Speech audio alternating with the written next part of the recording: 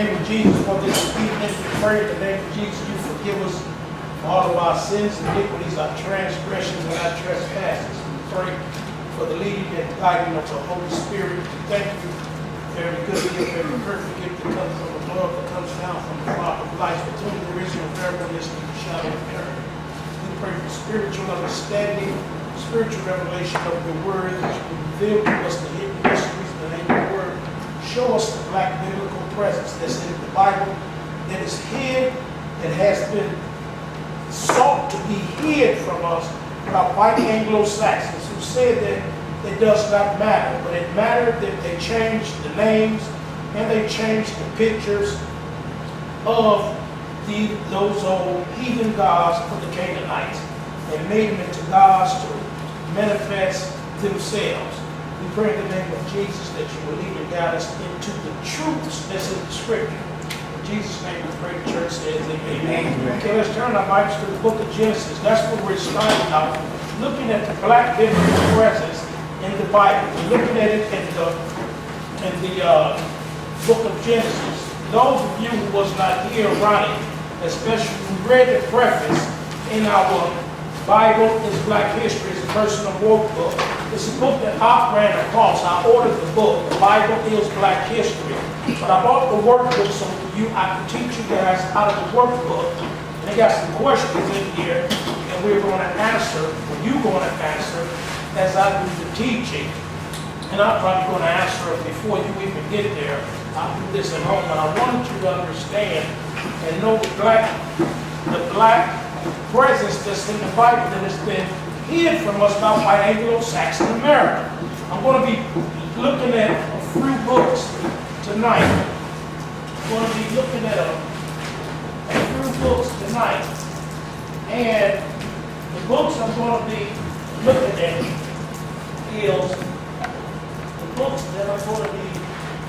at is some books by Gerald Massey.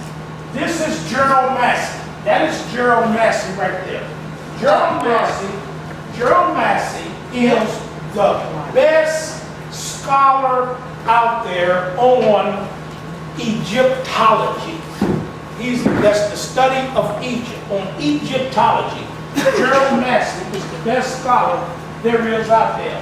And I have his books here. I have his books because I told you guys I believed in the black presence in the Bible even before I met any one of you. And I had bought these books a long time ago when I first was called to the ministry. I bought these by him. These are called the book. These is the Book of Beginnings, Volume 1 and Volume 2.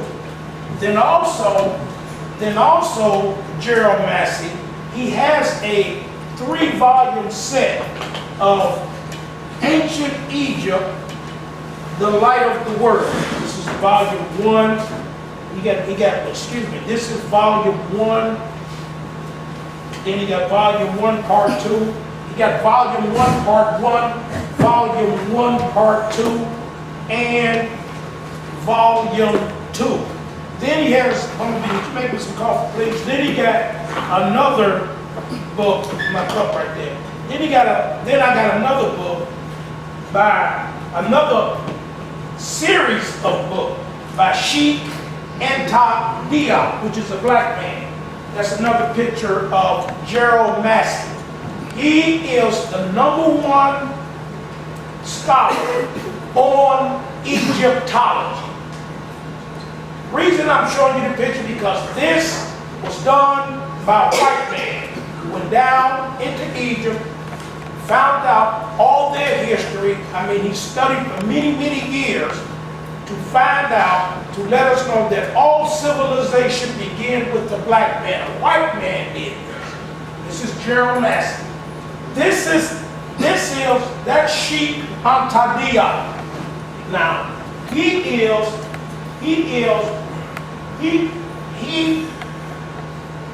the author and founder of African Origins of Humanity. Also, I have another picture of there we go right there. Sheikh Anta Diop. He's author of the African Origin of Civilization. That's who he is. Gerald Massey is #1. He will be right behind him. He's the best black scholar you're going to find. You see here, thought I had a picture here of his title. Yeah, there you go right there. Dr. Sheikh Anta Diop, he's an historian, anthropologist, physicist, and a politician. These guys I was studying before I met any one of y'all. Before I even met y'all, I was studying about the black presence in the Bible because I had heard about it when I was young, and when I came into the ministry, I heard a lot about it from so-called Hebrew Israelites and other men that was in the so-called church. When I was in the Baptist church, I heard about it. So that's when I really started gathering my material. When I met Jim Brown, I already knew that many scholars and many people was teaching that the Bible was a black man's book. But by me being a novice in the ministry and not knowing about Old Testament, New Testament, about culture, about civilization, about society, about lineage in the Bible, families in the Bible, about how man began, I was swayed away from it when I was told that color didn't matter. Color does matter.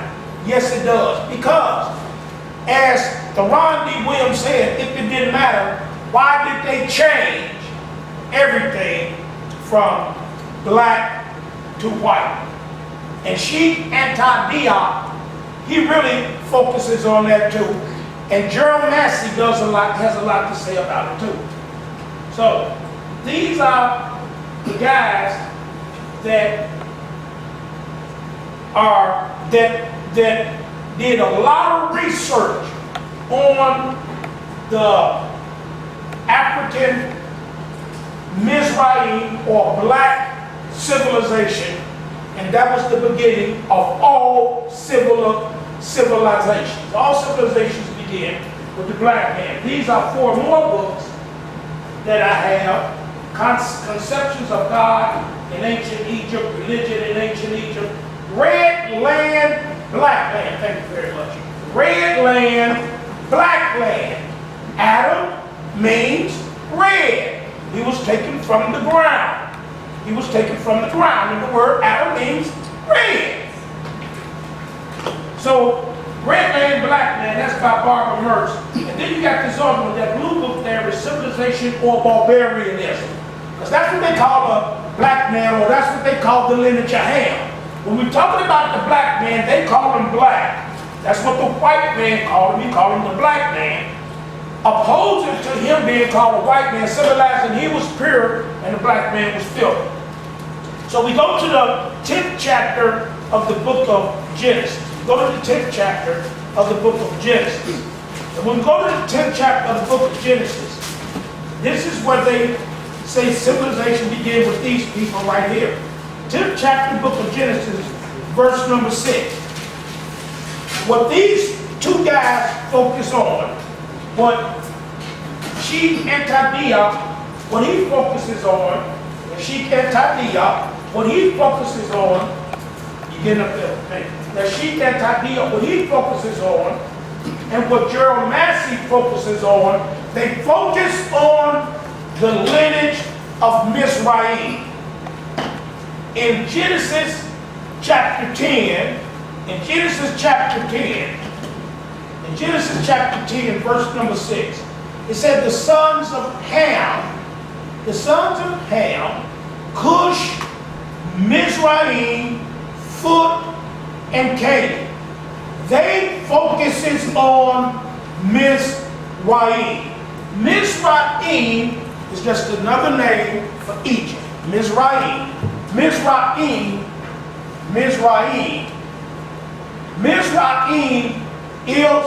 the name of Egypt. Egypt is the Caucasian version of Mizraim. That's an English version. It's Mizraim.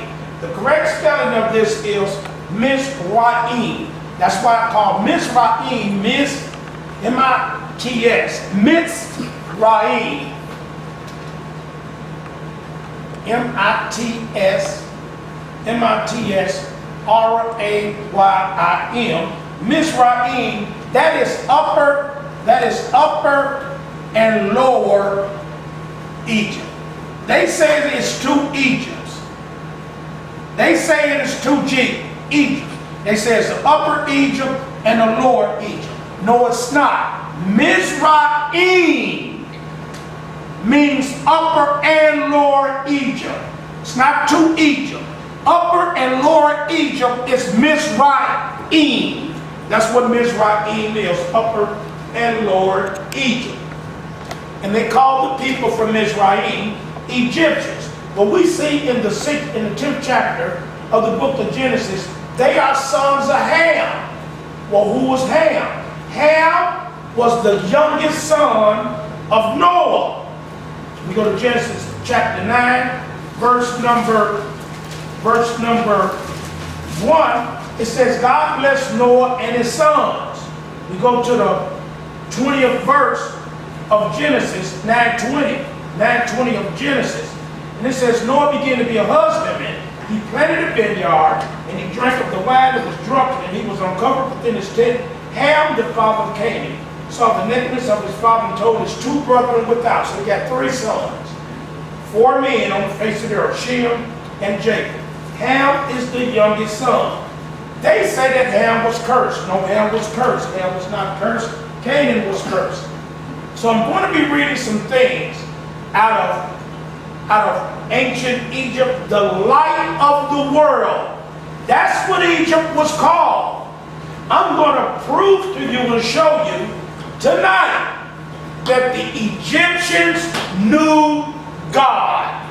I'm going to show you that Mizraim knew God. I'm going to prove it to you that Mizraim, who we today call the Egyptians, I'm going to prove it to you that they knew God. Okay, so last week, what I did was I start off, that's another picture of Gerald Massey. I want y'all to see that he is a white man. That's what I want y'all to see. He's Caucasian. So these are the 2 prominent ones that taught on Mizraim. And you see Egypt. When they say ancient Egypt here, that's ancient Mizraim. That's Mizraim. Ancient Mizraim. That's what pronounced say. And then this is, they say African here. No, you would have to say the Hamite. The Hamite origin of civilization. Or the black origin of civilization. Or like the young lady had on her book, red land, black land. That's what it was. The ground was red. The earth was red. The soil was red. The soil was black. That's what color it was. Okay? Then I'm going to read to you some things out of here based on color that, help me, Holy Spirit, that he said. As a matter of fact, I'm going to read that now. So, we want to make sure that we know who he's talking about. We know the word Adam. The word Adam means red. That's what Adam means. Adam means red. Adam, it says Adam of unknown derivation. Adam. A-D-A-M. Adam. It's Adam. It's not Adam. It's Adam. It means to show blood. It means to show blood in the face. To show blood in the face. So we know when it says show blood in the face, it means red. That's what it just said. That means he was red. It comes from Adam, which means ruddy. R-U-D-D-Y. Now, white Anglo-Saxon makes fun of that and make you want to think that they are red. It's not talking about a Caucasian. No, it's not. When it talks about being red, it's talking about Adam. Adam comes from the word comes from the word Adamah. This is the word ground. Adamah. Adamah. That's the word ground. G-R-O-U-N-D.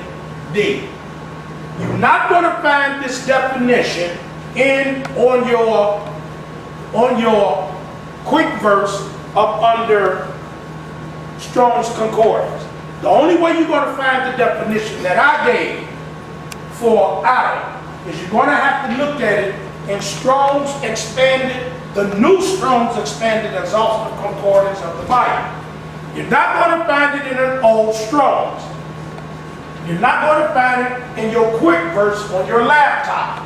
The definition I'm giving you right now. It says, from its gene, redness, the productive agent. Adam is the productive agent.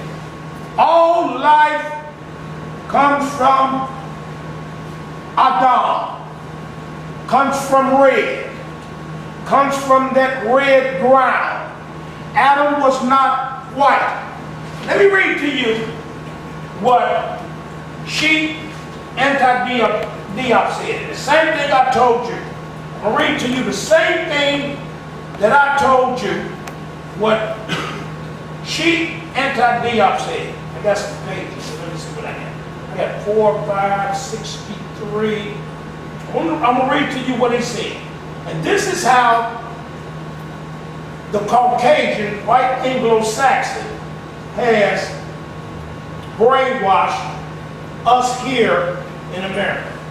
45, 40 feet. Let's see what I got on 45.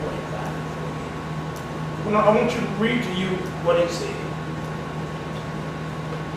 Read to you what he said.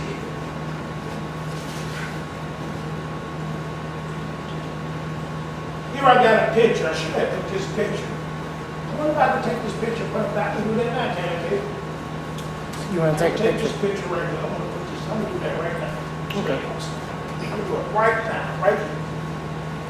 Right here. I want this on the screen. I'll show you something.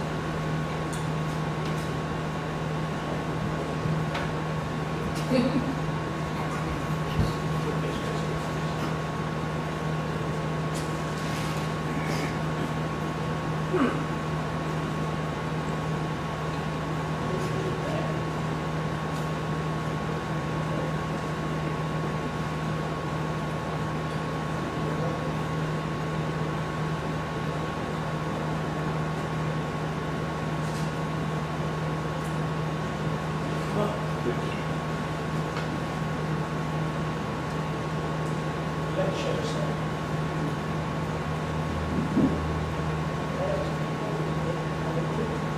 Yeah. Look what that says. The famous dark red color. It says the famous dark red color right there.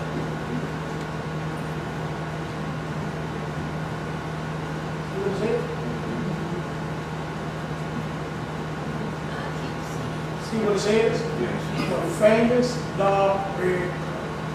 This is the color that was caused, this is the color that has caused so much ink to flow.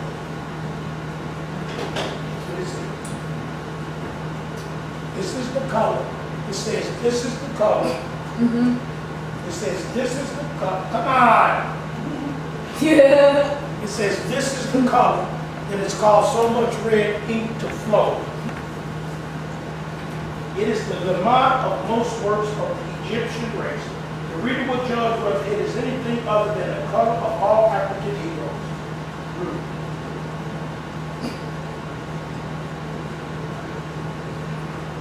Caleb showed me how to do it, not sure.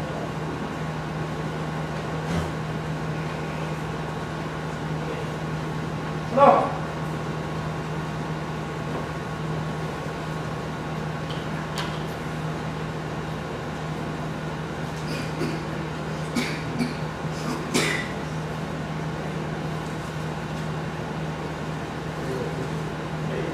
Let's go to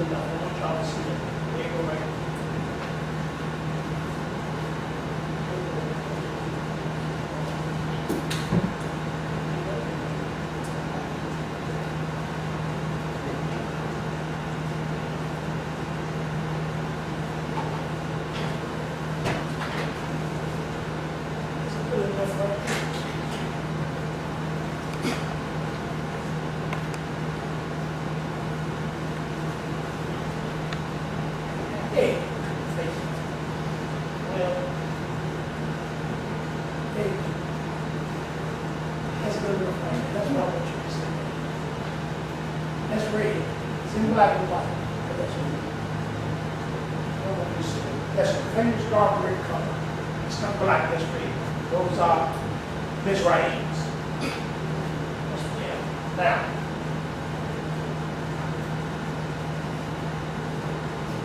go back to my album.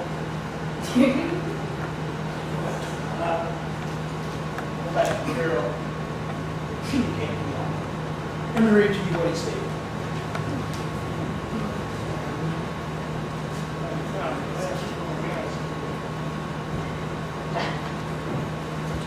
What he said.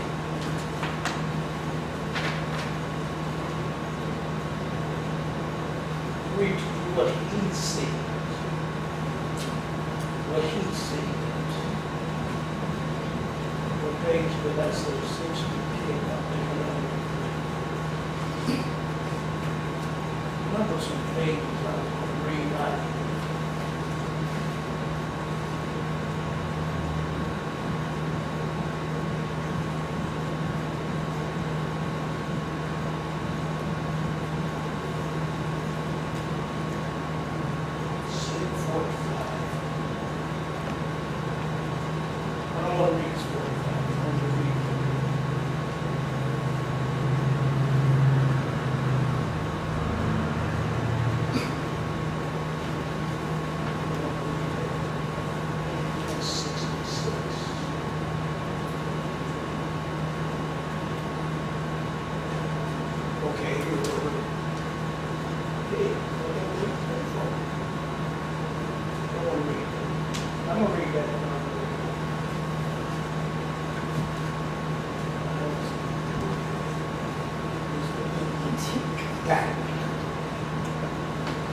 This is what I told you.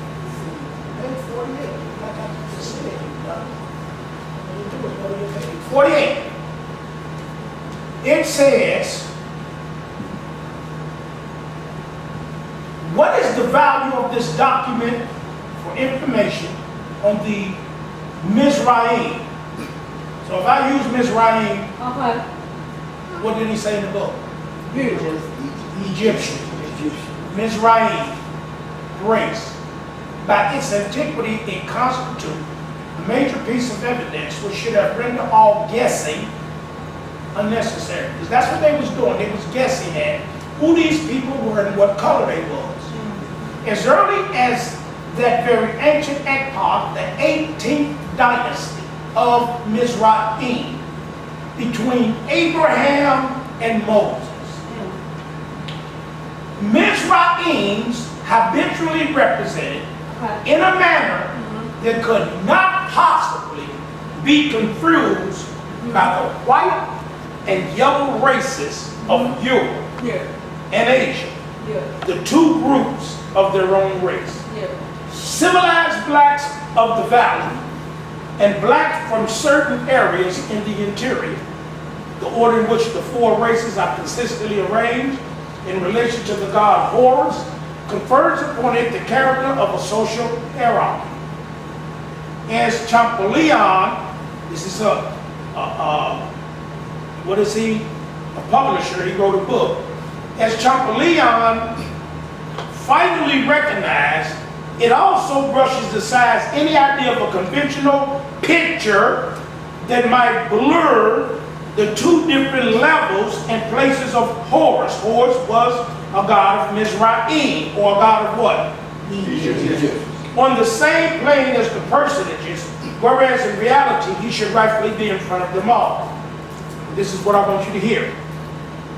It is typical for the Mizraims, or Egyptians, to be represented in a color officially called dark red. Scientifically speaking, there really is no dark red race. The term was launched only to create confusion. There is no really black man in the exact sense of the word. Didn't I tell y'all that? Didn't I tell y'all that? Ain't no such thing as no black man. Ain't no such thing as a black man. There's no such thing. And I told y'all that. It is typical for the Egyptians, Mizraim, to be represented in a color officially called, quote, dark red. Scientifically speaking, there really is no dark red race. The term was launched. The term was launched only to create confusion. There is no really black man in the exact sense of the word. It's exactly what I told you. The Negro's color, in actual fact, verges. It didn't say it is. Verges on brown. But it is impossible to apply an exact descriptive term to the Negro's color. The more so because it varies from region to region. Thus, it has been noted that blacks in limestone areas are lighter than those elsewhere. That was good. Let me see what else I had. Let me read this. 166. Reddish brown color of the Mizraims or Egyptians. What? It seems quite probable that the infiltration from prehistoric times of that conquered captive race depicted on those statuettes may have helped to whiten the Egyptians' complexion. They made it white, or Mizraim's complexion.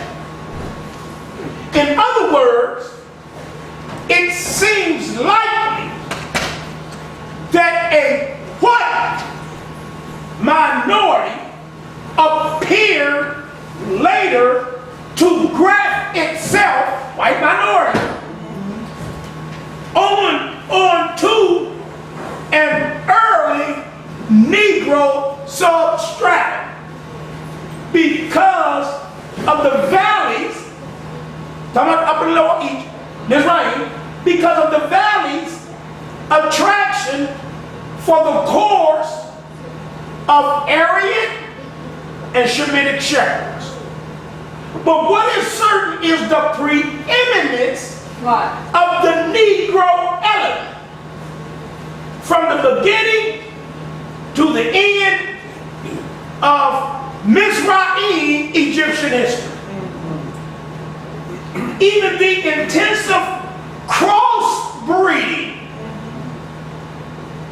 of the low period did not succeed in eliminating the Negro characteristics of the Egyptian of Mizraim's race.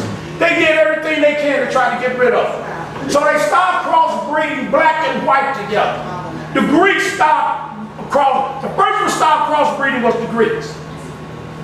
Well, what happened was, well, I really can't say that because Io was a white woman that a Pharaoh, when he seen her, he fell in love with that white woman and he made her a slave. So he stopped going over there enslaving the white folk. I'm going to read that to y'all too. Is the Aryan race White? Yes, it is. He did. His name was Io. He fell in love with her. And what he did was, he went over there and started enslaving those dogs, bringing them back over in Africa. And that's what he said. Let me read this right here. It says, after the conquest of Egypt by Alexander the Great, or Mizraim, under the Ptolemies, crossbreeding between white Greeks and black Egyptians flourished. That was 332 BC. Thanks to a policy of assimilation, nowhere was Dionysius more favored, nowhere was he worshipped more adornedly and more elaborately than by the Ptolemies. These was Greeks who recognized his cult as an especially effective means of promoting the assimilation of the conquering Greeks and their fusion with the native Mizraims or Egyptians. These facts prove that if the Egyptian or Mizraim people had originally been white, it might well have remained so. If Herodias found it still black after so much crossbreeding, it must have been basic black at the start. They did everything they could to try to wipe out that red color. They call it black.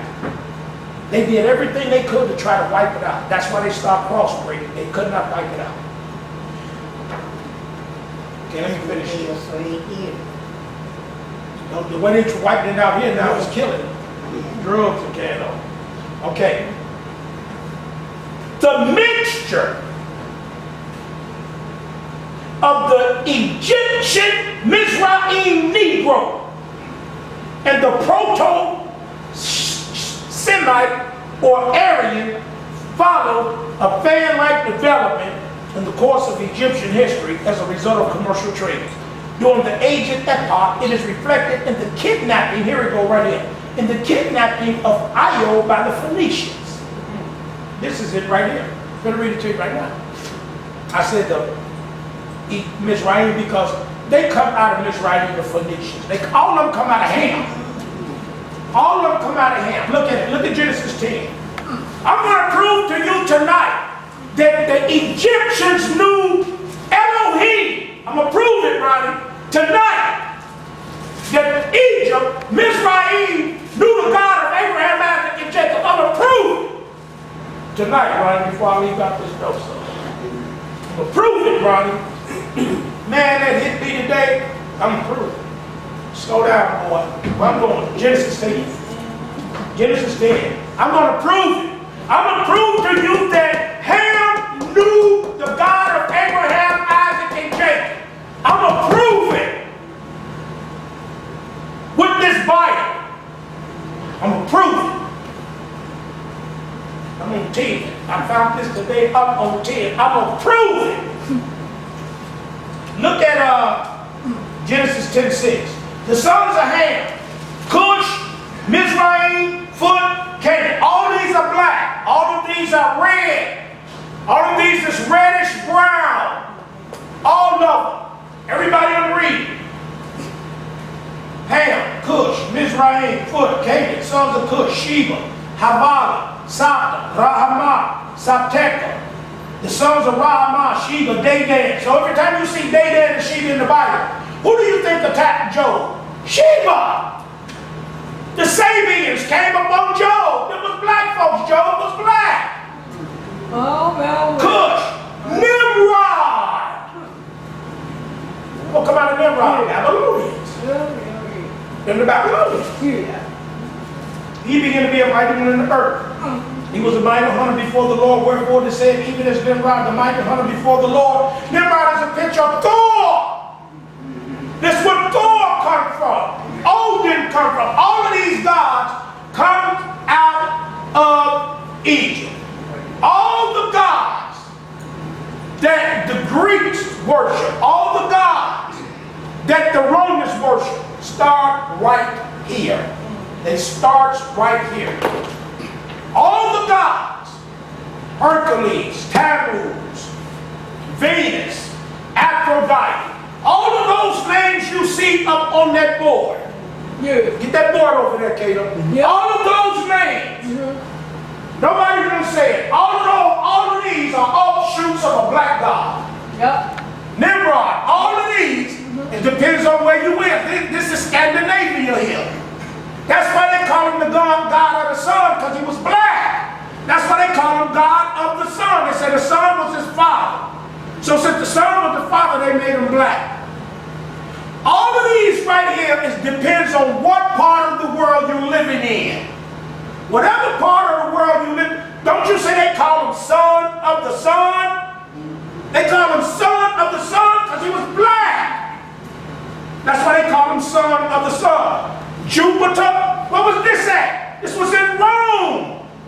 Wherever, we're going to go through our two Babylons, and we're going to read about all of these gods in different parts of the world. It reached all the way over to China.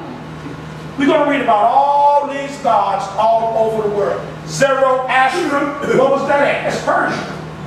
That's Persia. Abramaja, and that's Persia. We never did finish in our book. We can go into our book right now and finish it. The book I told y'all we had, we're going to read about Abramaja. It's in the book. The horn one, Mithra, Greece. Mithra is Wara. What is that? That's China. All of these gods right here. Baal, that's in the Bible. Dagon. Let me show you Dagon. Show you Dagon. I'm going to show you Dagon. All of these is black gods. What? All of these is Dagon. What? There go Dagon right there. There go Dagon right there. That's the Pope. What? That's the Pope. What? That's the Pope. That's that hat he wear. There go the Queen of Heaven. That's the Virgin Mary. That's Semiramis. That's in Egypt. All of those gods are the offshoot of Egypt. Let me find,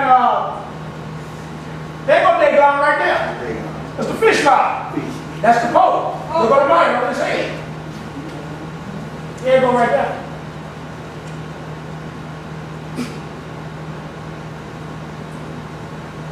There go Dagon. What? There go Dagon. Here. That's the fish god. Your mind going to fix that for me. That's too big. I want you to see the top of his head. Okay, I can see it on my iPad. You can't see the. You can't see the top. You can't see the top of his head. Now you can see the top of his head, so we don't have to make that smaller. You know the top of his head. So you can't see the top, but you can see the top of his head. But I'm gonna get the other now. He's gonna fix it right when you see the top of his head. So all of them, all of the gods come from Nimrod. They come out of Egypt. They begin in Egypt. They start with Ham, because Ham is the grandfather of Nimrod. So all of them have been painted white. They're all black. The mixture of the Egyptian Negro and the Proto-Semite or Aryan followed a fan-like development in the course of Egyptian history. Only thing about him I didn't like, he used the word Jew when he should not use the word Jew. He should not be using the word Jewish. He should be using the word Hebrew. It's the only thing I don't like about sheep and Tadia, because you do not find the word Jew in the Bible until you get to 2 Kings chapter 16, verse number 6. That's the first time the word Jew is mentioned in the Bible. The first time the word Jews is mentioned in the Bible is in Esther chapter 2, verse number 5. Turn to Esther chapter 2, verse number 5. Go to the book of Esther.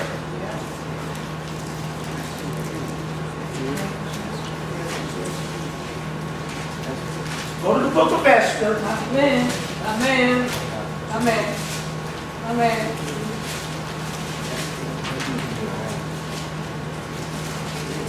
Esther chapter 2. Amen. Go to the book of Esther. It's right over there by Nehemiah now, right? Yes. Esther chapter 2.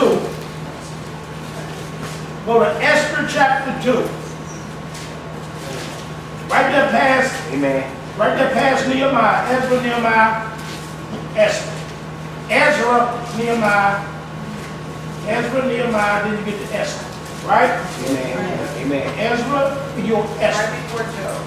Look, I want you to look at the time. What time is it? 521 BC. They in captivity. Who's ruling at that time? Persia. Hello? That's who's ruling at that time. Look at verse number 1. Now it came to pass in the days of Ahasuerus. This is Ahasuerus, the reign from India. What is India? That's black man. He reigned from India. He reigned from India to where? Ethiopia. He reigned from India to Ethiopia. What is Ethiopia? Kush. What? Kush. You. No. India is a black man's land. What? India's black. They ain't talking about the Indians today over there, talking about a black man's land. That's India. From India even to Ethiopia. Ethiopia's Kush. Over 120 provinces.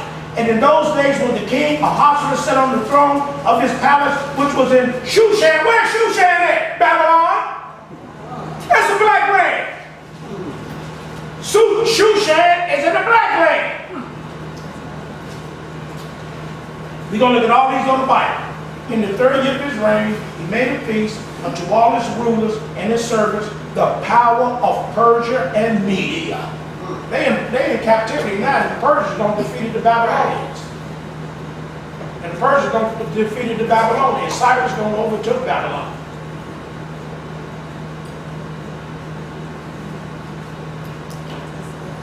It says, the significance of the book of Esther is that it testifies to the secret watch care of Jehovah over dispersed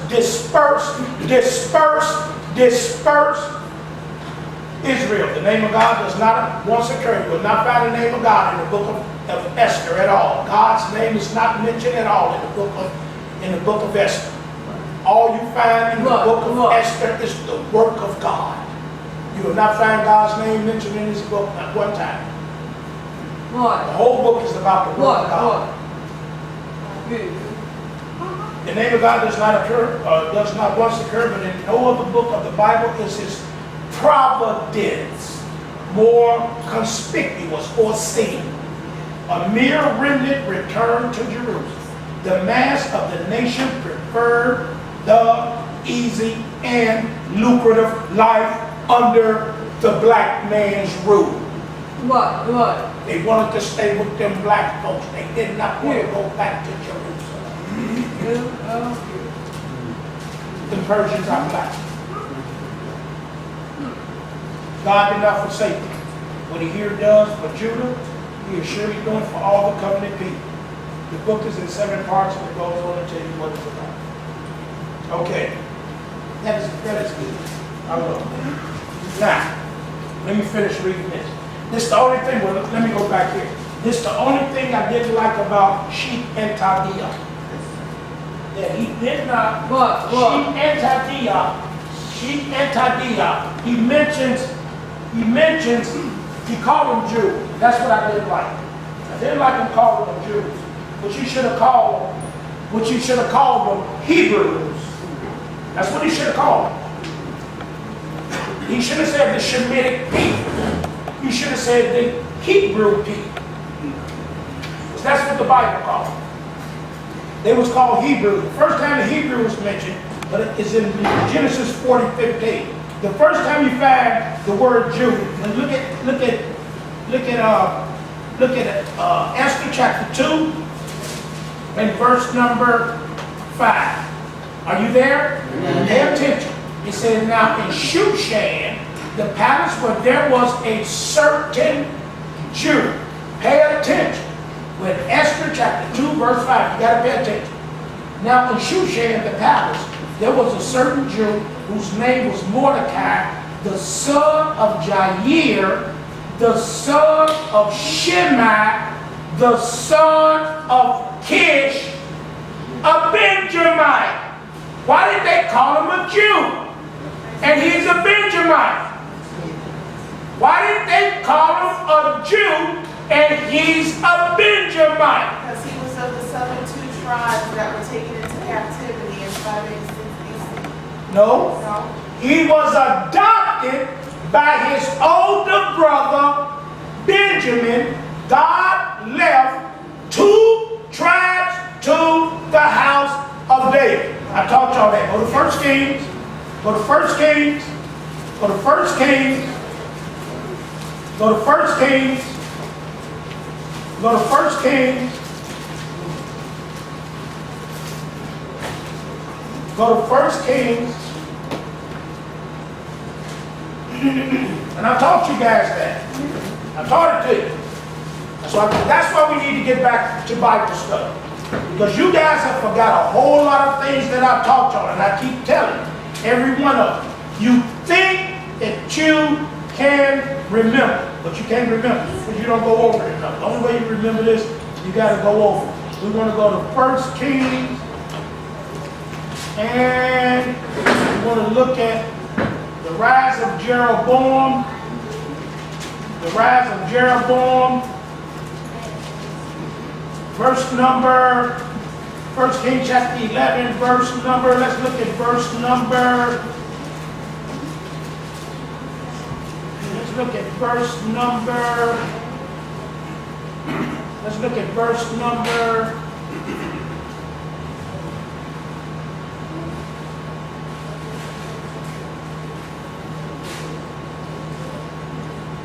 verse number,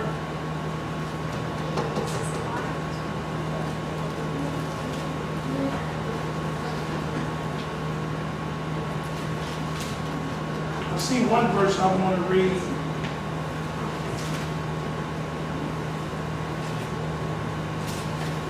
Well, let's look at verse number. Let's look at verse number 32. Amen. Let's look at verse number 30. Let's look at verse number 30 first. And Ahijah caught the new garment that was on him and rent it in 12 pieces. And he said to Jeroboam, who had the garment on, take you 10 pieces. For thus said the Lord, the God of Israel, behold, I will rend the kingdom out of the hand of Solomon and will give 10 tribes to you. He shall have one tribe for my servant David's sake, and for Jerusalem's sake, the city which I have chosen out of all the tribes of Israel. So that's Judah. Solomon is from David. David is from Judah. He gets one more tribe, and that one tribe is Benjamin. 10 plus 2 is 12. Amen. Verse number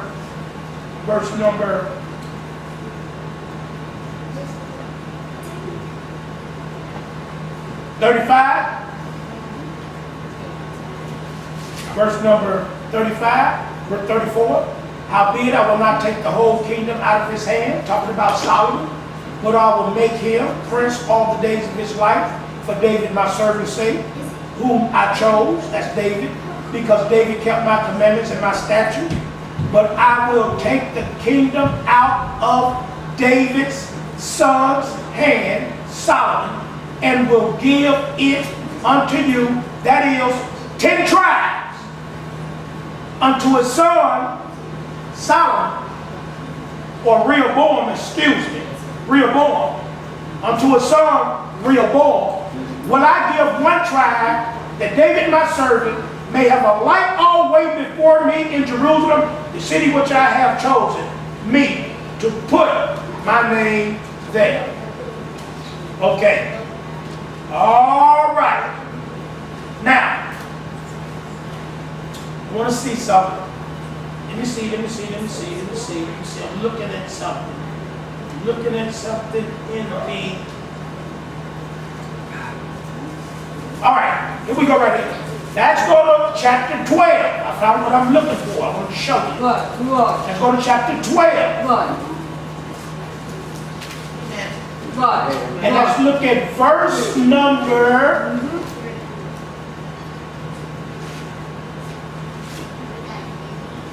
21. What?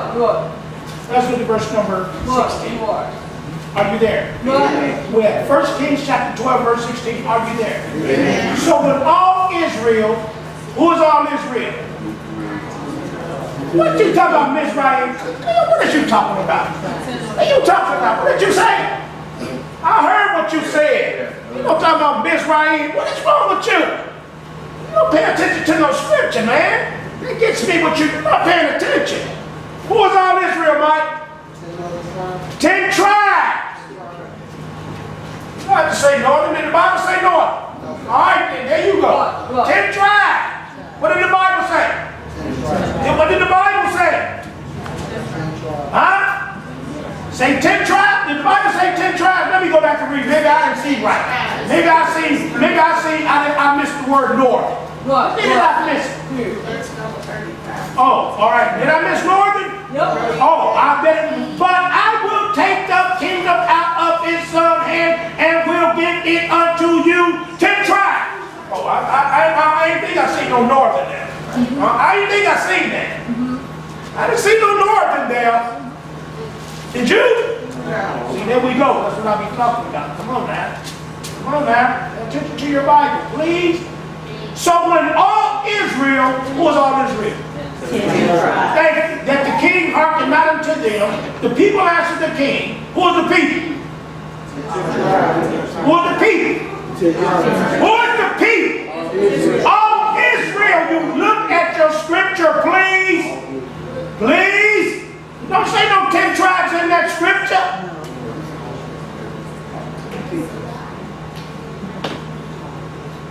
Come on. I'm back to trying to teach you all over again. So when all Israel, then I ask you a question, Ronnie. Who is all Israel, Ronnie? The people. Oh, Lord have mercy. Oh, Who is all Israel? Thank you. You can't say the people because it ain't said the people yet, have you? How you going to put the people in front of all Israel? How you going to do that and the Holy Spirit ain't even said it yet? This is what y'all don't understand. The Holy Spirit wrote the Bible, not what's in your mind. I ask you a question. Who is all Israel? As JD say, verse 35, 10 tribes. It do not say N-O-R-T-H-E-R-N. Don't say that in your Bible. No, it does not. So when all Israel, who was all Israel? Saw that the king hearkened not unto them. Who is them? Thank you. The people. Who is the people? People is them. It say all Israel, them, the people. Why y'all don't never read right? That's why you don't know how to read. You cannot say all Israel and go and pass up them. How you do that? Oh, you're American. That's right. That's right. So when all Israel saw that the king hearkened not unto them, all Israel, the people, that's them, which is all Israel. As the king said, what portion have we in David? Neither have we any inheritance in the son of Jesse. To your tents. To your tents who? The people did all of them. Thank you very much, Regina. Thank you very much, Regina. To your tents, O Israel. Thank you very much, Regina. See to your own house, David. So, Israel, them, Israel, the people, them, departed unto their tents. But as for the children of Israel, were dwelt in the cities of Judah. So you had some portion of the 10 tribes living in cities in Judah. They stayed. Right? Because it says Rehoboam ruled over them. Then King Rehoboam sent Aram, who was over the tribute or the tax money, and all Israel stoned him to death. Then he died. Well, what Israel? The Israel that was not in the cities of Judah. Right? Right? Yes. Oh, okay. Therefore, King Rehoboam may speed to get up to his chariot to flee to Jerusalem. Right? Israel rebelled against the house of David until this way. Hold on. All right. So Israel rebelled against the house of David until this day. It came to pass when all Israel heard that Jeroboam was come again, that they sent and called him unto the congregation, made him king over all what? Jeroboam. There was none that followed the house of David, but the tribe of what? Judah. And when Rehoboam was come to Jerusalem, he assembled all the house of Judah. Come on, y'all. With the tribe of Israel. There ain't too often to go right here. Hello? So when it says that he was of Kish, Kish was the head of Benjamin. It said they called him a Jew because Judah and Benjamin is joined together. So they call him, because Mordecai is truly, by lineage, he is not a Jew. He's not. What is it? He's a Benjamite. But by him being joined to the house of Judah, they called him a what?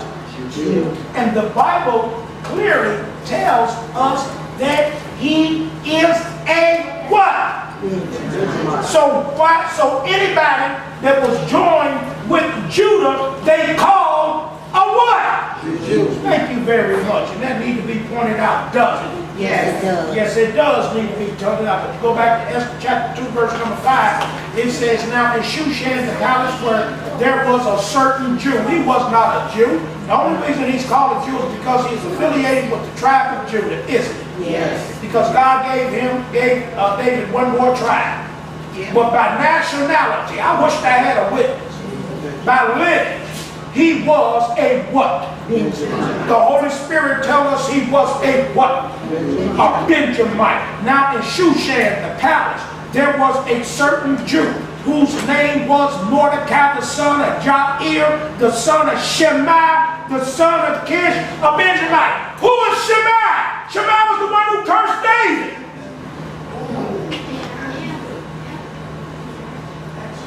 Kish was the father of Saul. That's deep. Kish was the father of Saul. That's who Kish was. So Mordecai wasn't a Jew. Mordecai was Benjamin. Being affiliated with the Jews, they call him a Jew. Hello? It's because they're like you affiliated with the white coat, you call it American. That's why I keep telling you, I am an American by location, not a affiliation. I don't affiliate with them. I'm just here by locale. So you hang out with them, Yep. you get caught with them, Yep. you get the same punishment. Yep. That's what that scripture's telling you. Standing on the corner, when the police roll up on them, you just standing there being nosy. When they rolling up on the drug dealer, far as they come, nigga. You best believe it. Yep. Why you being nosy? Should have went home. I was just standing here waiting on the bus. You seen the commotion, but then you should have crossed the street and went somewhere else. To the next bus. Thank you very much. Why you standing there want to be smart to the police? You a lie. You weren't standing on there waiting on no bus. You was standing there being nosy. Wasn't you right? What you was doing. You always want to be smart like the police stupid son. Or God. Amen. Guilty because you're there. The Bible told you to do what, Ronnie, when you see that trouble? Leave. What it tell you to do? Go to the book of Proverbs so you can understand. See, you don't know your Bible. Why are you trying to use common sense? Let me get rid of your common sense right now. It's very dangerous not to know the Word of God. It's very dangerous not to know the Word of God. Let me prove it to you. Proverbs chapter 4. Amen. Verse number 14. Enter not into the path of the wicked. Go not in the way of evil men. Avoid it. Pass not by it. Turn from it. Pass away. Told you to avoid it. Now you stand there and talk about waiting on the bus. Yes, you did. You see something going on. Just stand there, fool. Stand there. He told you to avoid it. Pass not by it. Cross the street. Go to the other bus stop. Don't even pass by it. But that's the only way I can go. You're alive. You're being nosy. Amen. That's the only way I can go. Okay. So we established that, right? That's the first time the word Jew is mentioned. The first time Jews is mentioned is 2 Kings. Go to 2 Kings 16. This is the first time Jews is mentioned. Go to 2 Kings chapter 16. Go to 2 Kings chapter 16 and you go to 2 Kings chapter 16, and you go to verse number 6. This is 739 BC. And these are talking about the tribe of Judah only, Ronnie Bowie. It's very important to understand this. You go to 2 Kings chapter, it's very important to understand this. It is, because you pay attention to what it says. It says, reign of Ahaz over what? Judah. It said the 17th year of Pekah, the son of Remaliah, Ahaz, the son of Jotham, king of what? Judah. Beginning to reign. 20 years old was Ahaz when he began to reign. He reigned 16 years where at? Jerusalem. Thank you. He reigned 16 years in Jerusalem. He ain't ruling over Israel. He only ruled in Judah. He's not ruling over no 10 tribes, the other 10 tribes of Israel. Is he? This is very important. 20 years old was Ahaz when he began to reign, and he reigned 16 years in Jerusalem. He did that which was right in the sight of the Lord his God, like David, his father. Because he's from the lineage of what? Judah. If you don't know what the lineage of David was from, you need to go home and study your Bible. Should nobody in here not know what lineage David was from? Amen. He's from the lineage of Judah. That's the 4th son of Jacob, of Israel. He walked in the way of the kings of Israel. Bam! He's from Judah, but he living like an American. There you go right there. He living like the 10 tribes of Israel.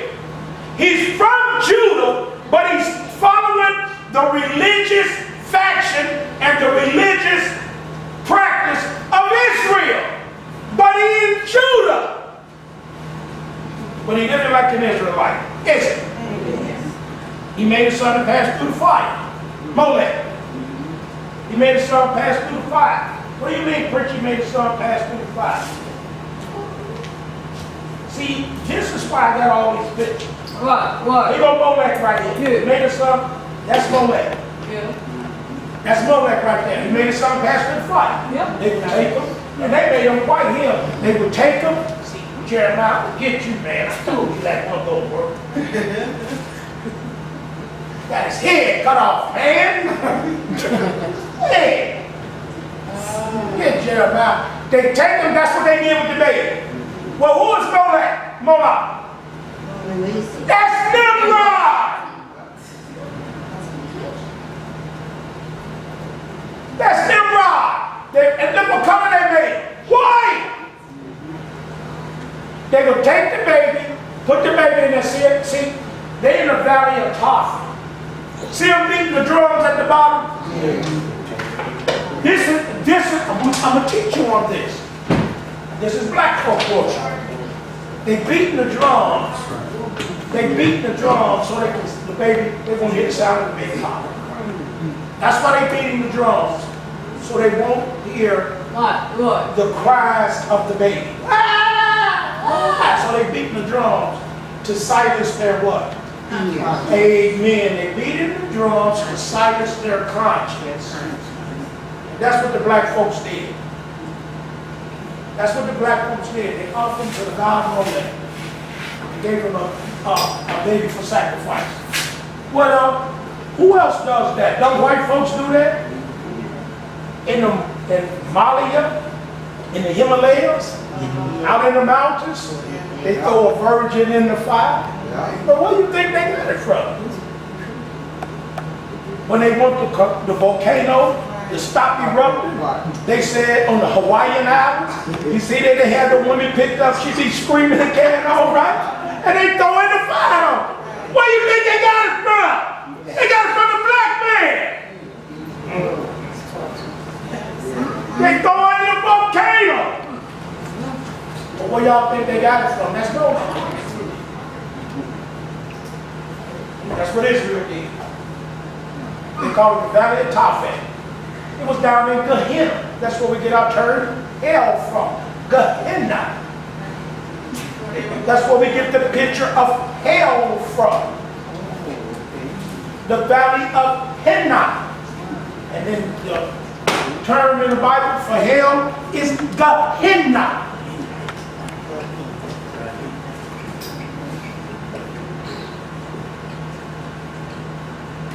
Let me teach you that.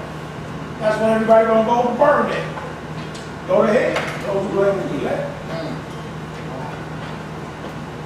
That's Molech right there. They will put their children in the fire. That's what they will do. Off them to the fire. Why they put them in the fire? Sun worship. Christmas. But the sun has died. They said if we appease the sun, it'll come back and give us crops in the spring. Yeah. So they, who was Nimrod?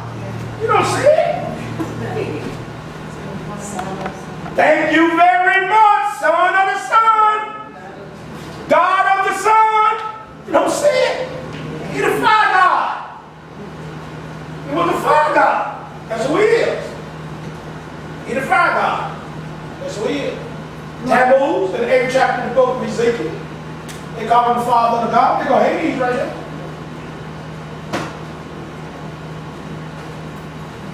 All of it comes out of black. White man ain't gonna say it. He ain't gonna tell you that. He wanna make you think that everything comes from him and he know everything. No, he don't. There you go right there. See, now when y'all see Molech in the Bible, you know what it's talking about. That's Molech in the Bible. M-O-L-E-C-H. In your Bible. That's why I want y'all to have these pictures in your mind. That's why God scattered us all over the face of the earth. Because we offer our children to the fire. We do it every December 25th. We keep Christmas. Every birthday you offer them to the fire. You offer them to hell. Easter, you offer them to the fire. Birthday, you offer them to the fire. You don't discipline them. You offer them to the fire. Because what did he tell you to do? He told you to beat the hell out of them. They won't kill them. Thank you, but I will. I destroy their soul and body, and I send them to hell. Because you didn't discipline like I told them to. So if they go to hell, who put them in the fire? You did. Thank you very much. Why you being soft? You the one who sent them to hell. You the one who let your soul spare because of their pride. Stop crying. Stop crying. Shut up! For I whoop. You want to be soft. You want to be quiet. You offer your children to the fire. Yes, you do. Listen, what's wrong with us?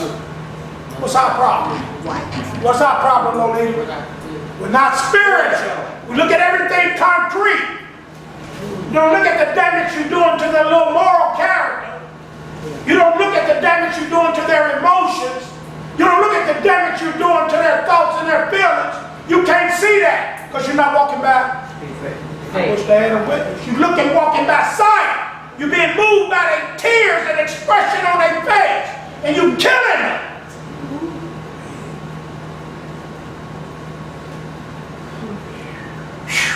Me, baby. Yeah, it is. That's exactly what we do. We kill it. We kill it. So, this is good. In 1 Kings, you got to pay attention. 2 Kings, you got to pay attention to who he's talking to, Ronnie Boy. In the 17th year of Pekah, the son of Remaliah, Ahaz, the son of Jotham, king of Judah. Where's he king at? In Judah. Judah is just like where you live at. Where you live at? Where you live at? That's Judah. Y'all have a hard time understanding. You stay at Richard Park in Chicago vicinity in the state of Illinois. Oh, y'all have a hard time understanding. You stay at Evergreen Park, JD, that's Judah, Michael. I live in Evergreen Park, that's Judah.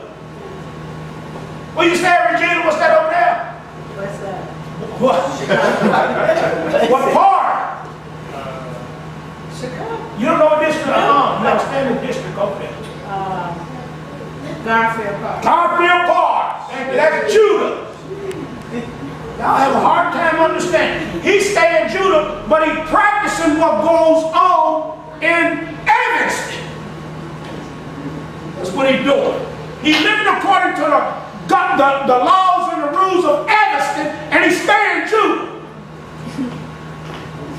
You live in Richmond Park, but you living like you stay on 47th Street in Bronzeville. I got to get y'all these little pictures in your mind because y'all got a problem that's called spiritual. And I told y'all didn't understand. Y'all don't see spiritual. Everything got to be concrete to y'all. If it ain't concrete, physical, you don't grasp it with your mind. You serve God with the mind. You got to grasp it with your mind. If you're not grasping it with your mind, it's not reaching out and grabbing, it's you dead. Because that's an action, that's a work. Grasping is a work. And you grasp it with your mind. So I tell you to pay attention. So he living according to human reason and common sense. Because he want to get along with the king and Pekah. Because he's scared of Israel. Just like you being scared of the white man. And so since you're scared of the white man, you call yourself in the kingdom of God, but you live like the white folk. Because you're scared of them. And that's what he's doing. Look what it says. In the 17th year of Pekah, the son of Remaliah, Ahaz, the son of Jotham. That's two different people. Remaliah is in Israel. Pekah is of Israel. Ahaz is of Judah. We already seen that the house is divided. They was against each other. He's scared, ain't he right? He's scared. 20 years old, Ahaz, when he began to reign. He reigned 16 years in Jerusalem. Did not that which was right in the sight of the Lord his God, like David his father. He lived in the way of the kings of Israel. He's supposed to be a king. That's why I tell you to pay attention to the words in your Bible. I keep telling y'all that all the time. Pay attention to the words in your Bible. If you can't see nothing wrong with that, then you show enough blind. So he's not even living according to the Levitical law. Because Judah has the legitimate priesthood. Judah is in Jerusalem. That's what God placed his name. He's not even living according to the laws of Jerusalem. He's living according to the laws of Israel. And see, you got to be able to distinguish this. Because some, for instance, Jim Brown said they take the term Jews and it's used for Judah and Israel. They put it all together. No! It don't know. I never teach nothing like that. Because it's not like that in scripture right here, is it? No, it's not. I don't care what the doggone white European did. I don't care because he took the term and tried to use it for Jerusalem, for the 10 northern tribes, and the 2 southern tribes, Judah and Benjamin. I don't care because a white European did it like that. That's not what the Holy Spirit wrote, is it? No. Is it? No. Do you see it? Yeah, when you don't, I'm so serious. When you don't study and pay attention, men like him will deceive you. That European Jew is a deceiver. Church, Navajo's ministry, everybody leans toward the European Jew. They think that he is the Jew of the Bible. The Bible does not teach that. I'm telling you that. And there goes scripture to prove it. I challenge any man. That's what I'm showing you. They did not start calling them Jews till they went into captivity. 521 BC. And the Assyrians is the ones, and the Persians is the ones who start to distinguish them and call them Jew. Up until the point that was called Hebrews or Israel. Mostly Hebrews. I searched it out myself today because it hit me today. I need to point that out. That's why most people think that the Jew is European and white. Do y'all understand what I am saying? Yes. Ahaz is black. Pekah black. Do y'all understand? They black. Pastor, how all of a sudden the Jew is white out now? Human reason, common sense. But he lived in the way of the kings of Israel. Yes, may the sun pass through the fire according to the abominations of the heathen. How about Nimrod? How about Nimrod, church? How about Nimrod? Now you're talking about no Gentile. He's not even on the scene. Whom the Lord cast out before the children of Israel. Well, who did he cast out? Who did God cast out before the children of Israel? Before they came into the land they in, who did God cast out? Oh, God have mercy, man. Boy, y'all don't forget everything. Deuteronomy chapter 7. Y'all don't forget everything. Y'all don't, where you at? I'm in Deuteronomy 7. Thank you. Speak up so I can hear you. Yeah. Thank you. I'm in Deuteronomy 7. He cast out the Hittites, the Girgashites, the Amorites, the Canaanites, the Perizzites, the Hivites. What color was they? They were black. Thank you, my daughter. He cast them black folks, them heathen black folks out before he brought y'all in, and y'all start living just like them heathen black folks. Exactly. Thank you, my daughter. See, y'all don't forget. He cast them out before he brought Jacob's children in there. Yeah. Didn't he? Yes, he did. And he told them, don't learn their customs. That's exactly. They got over there and they learned the cut. They didn't drive them out like they were supposed to in the book of Judges, chapter 1 and 2, right? Yes. And they learned their ways, didn't they? Yes.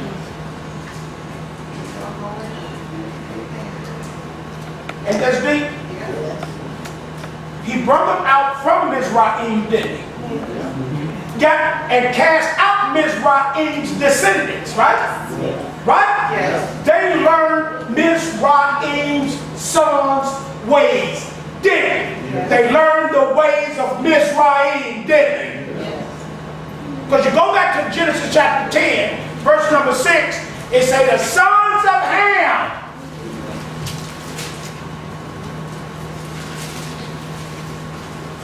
And in verse number 6, it said the sons of Ham is who? Mizraim. Cush is Ethiopia.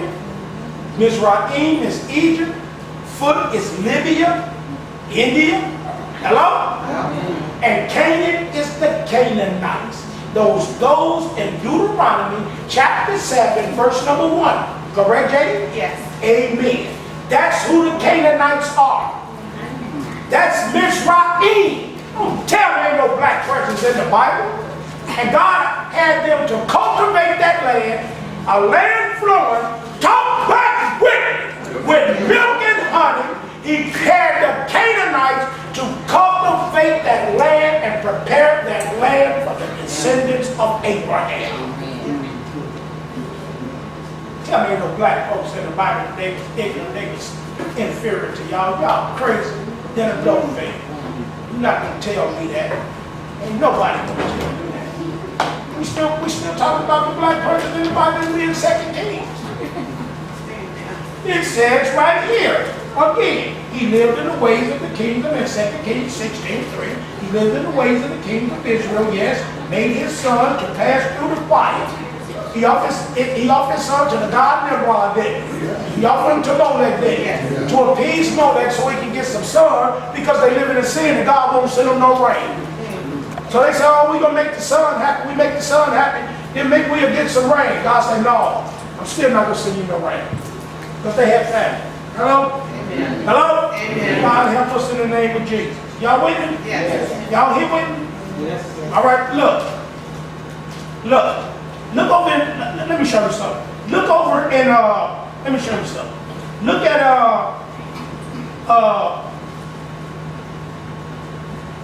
chapter 15 in this book. You got it? Yes. You got it? You got it? Look at 10:15. Yeah, look at chapter 14, chapter 15, brother, I'm sorry. Chapter 15 with 2 Kings. Yes. Are you there? Yes. I want to go to 2 Kings chapter 15, verse 23. Are you there? Yes. In the 15th year of Azariah, king of Judah, Pekahiah, the son of Menahem, began to reign over Israel in Samaria. Samaria is the capital of what? And reigned 2 years. Samaria is the capital of Israel. Okay? Yes. All right. He did that which was evil in the sight of the Lord. He departed not from the sins of Jeroboam, the son of Nebat, who made Israel to sin. But Pekah, the son of Remaliah, a captain of his, conspired against him and killed him in Samaria. He just broke the what? Blood guiltiness. He got to die over. Yeah, because he just broke the law. The law still applies to him. But he lives in Israel. Okay? Yeah. All right. So you can see the difference. I'm going to show you. He didn't call him a Jew. Did he? No. That's what I want you to see. Did he say he was a Jew? No. Did the Holy Spirit say Pekah was a Jew? No, he did not, because Pekah's not from the tribe of Judah. Do y'all understand what I'm saying? He cannot be a Judahite, or he cannot be called a Jew, because he's not out of Judah. He didn't come out of Judah loins. Or loins. Hello? Amen. Y'all understand what I'm saying? Amen. But Pekah, the son of Remaliah, a captain of his, conspired against Pekahiah. He conspired against him, smote him in Samaria, in the palace of the king's house, with Argob and Araiah, and with him 50 men of the Gileadites. He killed him and reigned in his way. And the rest of the acts of Pekahiah and all that he did, behold, they are written in the book of the Chronicles of the Kings of the Jews. Thank you very much. You don't call him a Jew. That's what I want you to see. He don't call him a Jew. He called him a king of Israel. We get to verse number 27. It says, in the 52nd year of Azariah, king of Judah, Pekah, the son of Remaliah, began to reign over Israel in Samaria 20 years. He did evil in the sight of the Lord. He departed not from the sins of Jeroboam, the son of Nebat, who made Israel to sin. We get over to chapter 16. We go to verse number 2. It says, 20 years old was Ahaz when he began to reign. He reigned 16 years in Jerusalem. He did not right in the sight of the Lord his God like David his father. He walked in the way of the kings of Israel, in the way of the kings of Pekah. Yes. Thank you very much. Made his son to pass through the fire. Did Pekah make his son pass through the fire? Did Pekahiah make his son pass through the fire? Did Jeroboam make his son pass through the fire? Thank you very much. They served God Molech, y'all. And then Judah picked up the same worship. You understand what I'm saying? Right. Ain't that deep? Yes. According to the abominations of the heathen. Who was that? Canaanite. Deuteronomy chapter 7, verse number 1. Whom the Lord cast out before the children of Israel. He sacrificed and burnt incense in the high places, on the hills, under every green tree, just like the Canaanites did. Yes. Then Rezin, king of Syria, Damascus is the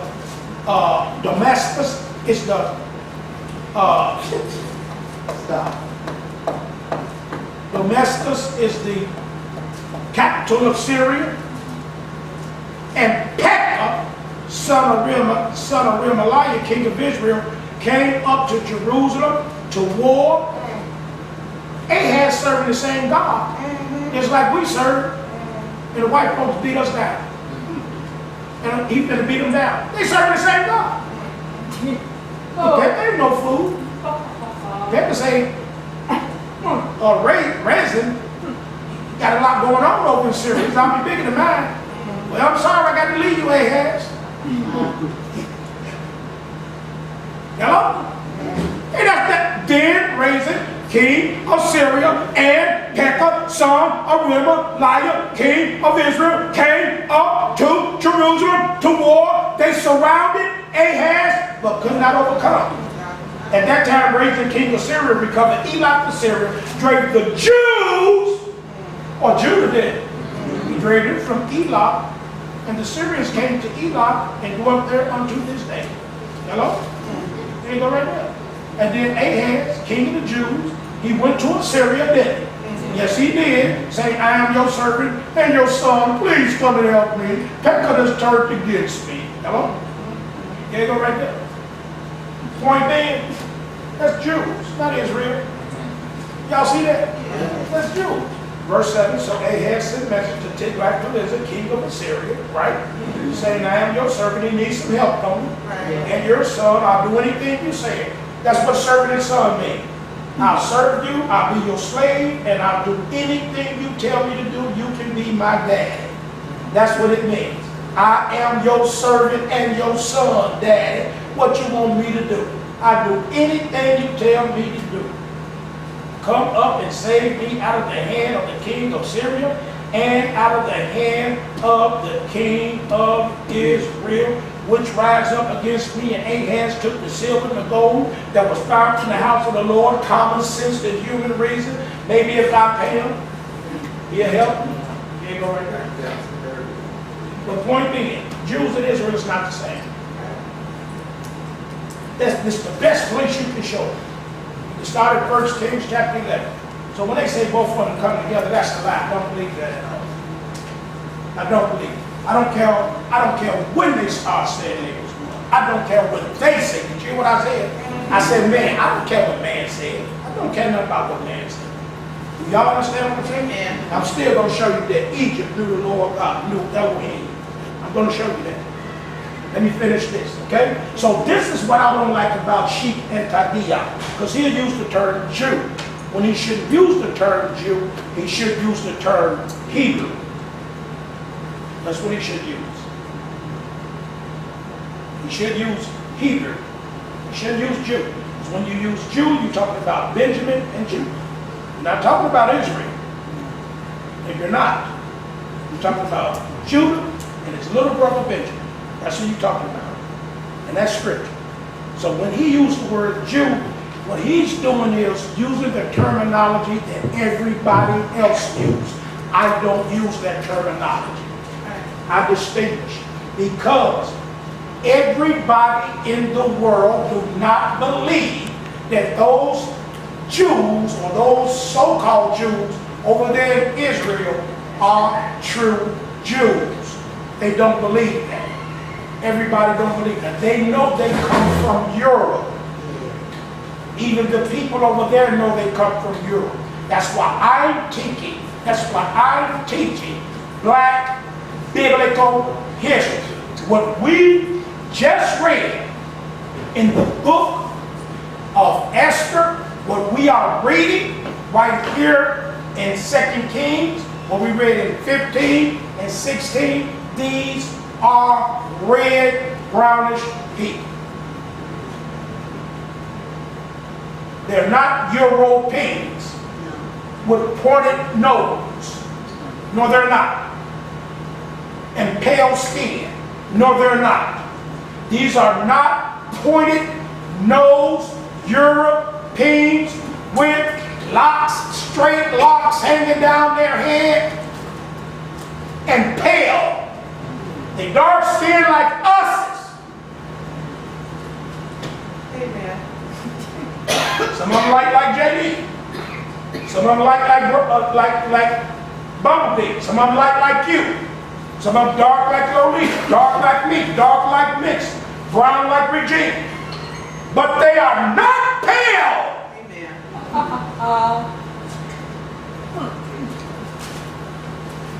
Okay, let me finish this.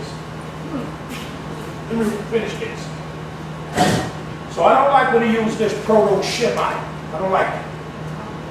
Proto-Shemite or Aryan followed a fan-like development in the course of Egyptian Mizraim history as a result of commercial trends. During the ancient epoch, it is reflected in the kidnapping of Io by the Phoenicians. Now let's go see the Phoenicians. Let's go back to the 10th chapter of the book of Genesis.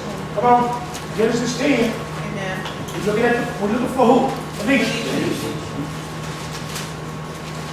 Looking for the Phoenicians. We don't talk about the Bible until who they is. They do. Phoenicians.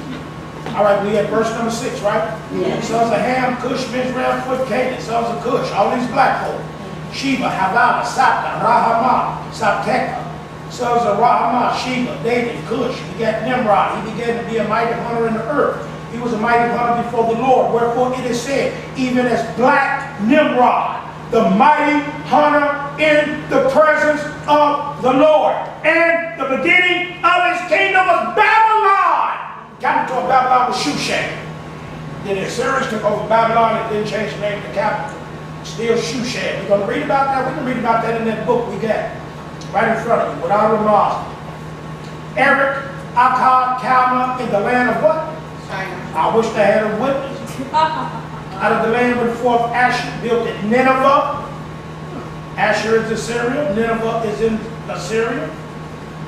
Or he went out, you see in your margin, it says out of that land, it says or he went out, it says B, where it says went at, you look at your margin and say he went out into Assyria. That's Nimrod, and built at Nineveh. Nimrod did that. Nineveh built at Nineveh. Nimrod built at Rehoboth. Nimrod built at Calam. Resin between Nineveh and Calam. The same as a what kind of city? Great city. Nimrod wasn't no punk. We're talking about civilization of a black man. Then we got Mizraim. That's who? Egypt. Ludim, Anamim, Laphabim, Naptuhim, Patrusim, Kalushim, of whom came Philistine, Capitorim. Wait a minute. And Canaan begat Sidon, his firstborn. There you go, right there. That's where the Phoenicians coming in at. Sidon, Heth, and the Jebusite, Amorite, Gergesite. These are descendants of Canaan. Hivite, Archite, Sinite, Arvadite, Zemarite, Hamathite. Afterward were the families of the Canaanites spread. The border of Canaanite was from Sidon as you come to Gerar unto Gaza. Well, who was down in Gaza? Who was down in Gaza? I don't remember. Who was down in Gaza? Goliath.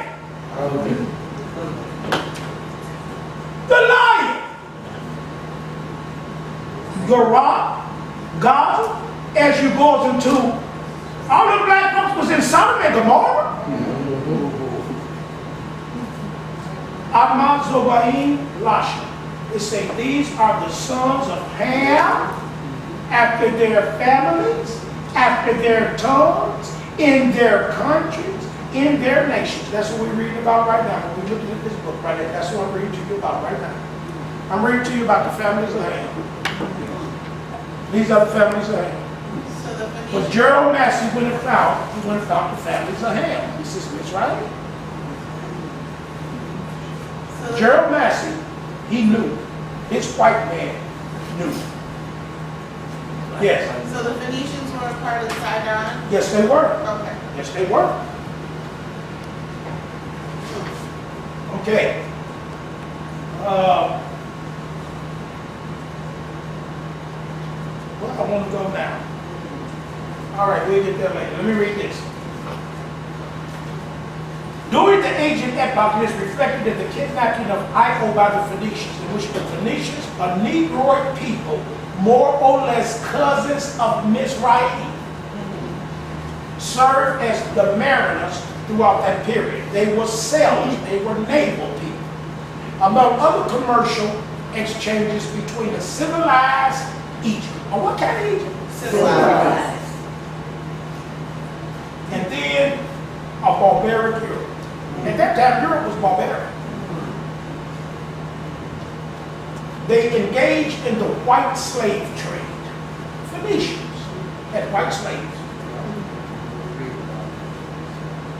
Io, as we have noted, kidnapped from Greece, sold to the Pharaoh for a high price because a white skin was a rarity.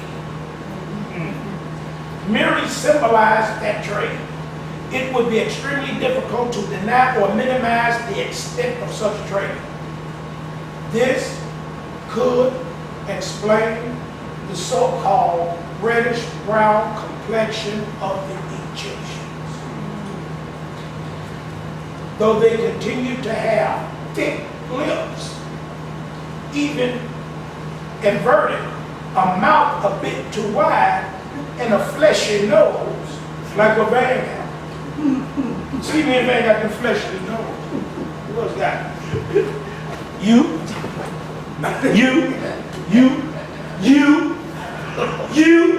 that wide fleshy nose, you, boy, you got a big one.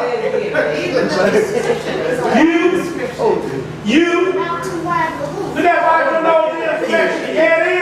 Don't try to make it straight, you want to make it white. Oh, you know you got one. You know you got one. That's what you got. You can't get rid of it. You got your features. You live with your big old nose. That's what it is. Yo-yo. Can't get rid of it. They try to get rid of it. You can't. Can't get rid of it. Black is there. Can't get rid of it. This could explain the so-called reddish brown complexion of the Egyptians, though they continued to have thick lips, even inverted, a mouth bit too wide, and a fleshy nose to quote Mascara. Obviously, the Egyptians never ceased being Negroes. The special color attributed to them can be seen today among millions of Negroes in all parts of Black Africa. It is common to mention that mastaba, or Egyptian tomb paintings, as a place to distinguish the Nahasi from the Ramatu, that is the blacks from the so-called Egyptians. This is tantamount to distinguishing Wolof from Bambaria, Masi from Tekula, and mistaking the latter for whites, or for a race different from the black race represented by Wolof. For an African, this is an accurate evaluation of the distinctions usually made on the basis of Egyptian paintings, or it would be, if it were possible, to date those paintings with some degree of certainty. Moreover, all those Mascaba paintings were known before Champollion. Those color shades had been seen before. It had nonetheless been affirmed that the types depicted were Negroes, because up to that time, Egypt, Mizraim, had always been recognized as a Negro country. Mizraim, Egyptian art itself, was considered Negro art, and therefore did nobody like it. This opinion did not change until the day was recognized with amazement that Egypt was the mother of all civilization. Then eyesight suddenly improved, and it was possible to distinguish on the frescoes, where everyone had previously recognized Negroes, evidences of a white race with red skin, a white race with dark red skin, a white race with black skin. But they never distinguished as Egyptians a white race with white skin.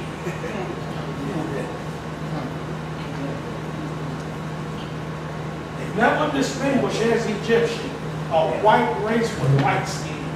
That's not an Egyptian. You can't have a white race with white skin and call it Egyptians. It's impossible. It's impossible. They mixed with that black. All right, let's get back. I'm going to show you that Mizraim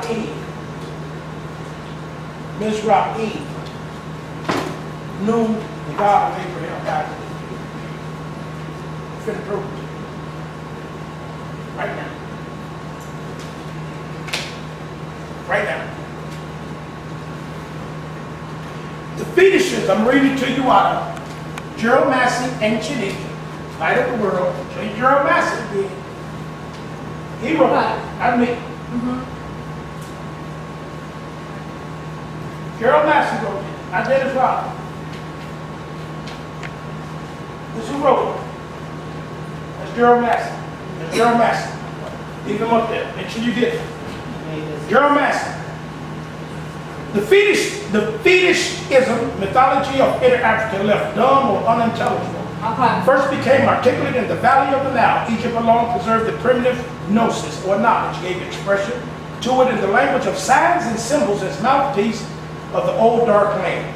From her we learned that amulets, talismans, lucky tokens, charms became fetished because they represented some protecting power that was looked to for superhuman aid. And that this power belonged to one of two classes of spirits or superhuman beings, which the Egyptians of the ritual called the gods and the glorified. The first were element powers, divinized. The second are the spirits of human ancestors. What do we call them? Demons, commonly called the ancestral spirits. The present, this is where you get your demons from. This is where they begin at. This is where you get your ghosts from. This is where it began at. The present object is to trace the beginning of both and to distinguish between the one and the other so as to discriminate elsewhere between the two kinds of spirits with the Egyptian wisdom for our guide. Okay? So I'm going to skip over here because I want to get to something. It says the Egyptians entertained no doubt about the existence, the persistence of the personality of the human spirit or ghost of man. What do we call it? The Egyptians entertained no doubt about the existence, the persistence, or the personality of the human spirit or ghost of man. What do we call it? Soul. Thank you. And as we understand, and that goes to kind of the Egyptian religion at the time before Mena, the worship of the ghosts or spirits of the dead was that which followed the two previous dynasties of the elemental powers of earth. You know what the elemental powers is, right? What is the element powers? Earth, wind, and fire? That's why they call earth, wind, and fire. They call elemental powers. Those are four elements of the earth. Earth, wind, that's dirt, earth, wind, fire, and water. Four main elements of the earth. That's what they worship. Dirt, wind, fire, and water. Pay attention. Okay. For the present purpose, however, three classes mentioned fall into the two categories of beings, with the Egyptians designated the gods and the glorified. The gods are superhuman powers, whether elemental or astronomical. The glorified are the souls, one mortal, which were propitiated as the spirit ancestors, here called the menace of the dead. Sut as the soul of darkness, Horus, the soul of light, Shua, the soul of air or breathing force, Sel as the soul of earth. They named the elements, they gave them Egyptian names. They personified the elements. They gave the fire a name. They gave the earth a name. They gave the water a name. They made them gods. Right, so they called darkness soot. Yes. Right? Yes. Well, where do you think we get our word soot from? When the fire comes, the wall be what? And they call it what? Where do you think they got it from? Egypt. That's darkness. Soot is the darkness of the fire, isn't it? Yes. It's bad. Yes. These people born ate, but they were spiritual. I learned that in school. Soot as the soul of dark. Horus as the soul of the light. Horus not up there. I don't think it is. Yeah, it is. Yeah, he's the soul of the light. Then right. Yes, he's up there. I know it. Shu as the soul of air or breathing force. Seb as the soul of earth. Nunu or Noon as the soul of water. Ra as the soul of sun were gods, but these were not expended from any dead men's ghosts. Most emphatically, man did not make his gods in his own image, for the human likeness is, we repeat, the latest that was applied to the gods of nature powers. Egyptian mythology was founded on facts which had been closely observed in the ever-recurring phenomenon of external nature and were then expressed in the primitive language of science. I'm going to prove it to you. I'm going to prove that to you in a minute. In the beginning was the void. In the beginning was the void, the empty, the chaos. In the beginning was the void, otherwise designated the abyss. In the beginning was the darkness being the primordial condition. It followed naturally that the earliest type in mythical representation should be a figure of darkness. Well, where did they get that from? Where did Mizraim get that from? He got it from Noah. Noah was a preacher of righteousness.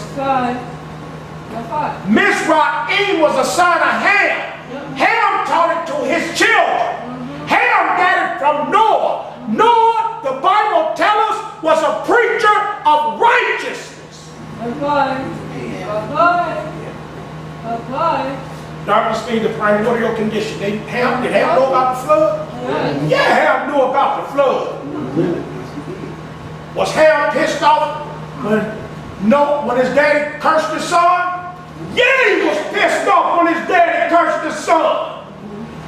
And he went against everything that his daddy had taught him. Darkness being the primordial condition, it followed naturally that the earliest type in the mythical representation should be a figure of darkness. This was the mythical dragon or serpent. Well, what we read about the dragon at? In the book of Revelation. This was the mythical dragon or serpent, Appa, the devouring reptile, the monster, all mouth. What we read about the devil with all mouth at? In the book of Genesis chapter 3.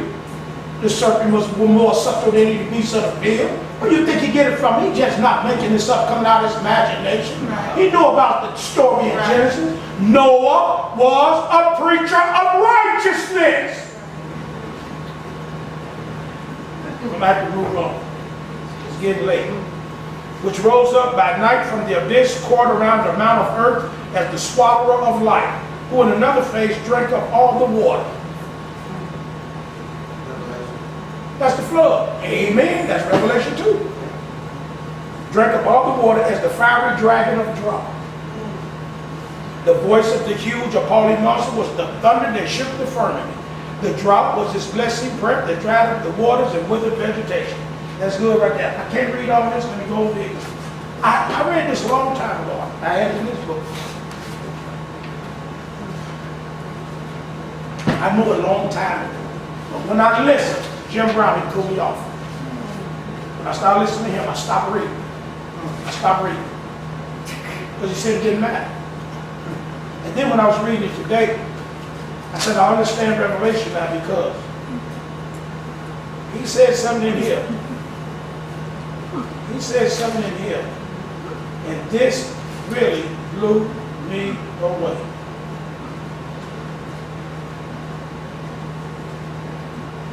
He said something in here, and then I said, now I understand what this means. He started talking about